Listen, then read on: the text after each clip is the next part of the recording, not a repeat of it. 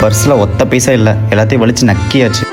ஏன் மச்சான், உன் அக்கௌண்ட்டில் கூட வாடா சுத்தமாக காசு இல்லை? டே மச்சான், கையில் சுத்தமாக காசு நிற்க மாட்டேங்கிறா. தெரு நாய் மாதிரி ஓடிட்டு இருக்க மச்சான். டெய்லியும் கையில் ₹1 கூட நிற்க மாட்டேங்குது. ஆமாம் மச்சான், அதான் மச்சான் எனக்கும் புரியல.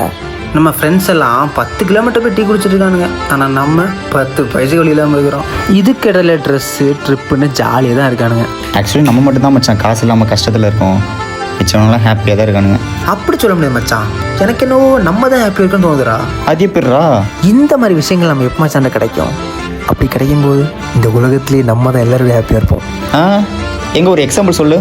10 நாள் டெய்லி பிரியாணி சாப்பிட்டு கிடைக்கிற ஃபீலை விட 9 நாள் பட்டினி கிடந்து 10வது நாள் சாப்பிட்ற பிரியாணியில் கிடைக்கண்டா மச்சான்.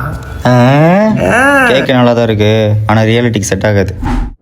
டெய் மச்சான், சர்ஃபெக்ஸில் ஊறப்பட்ட ₹20. குட்ரா இன்னைக்கு எதுக்காச்சு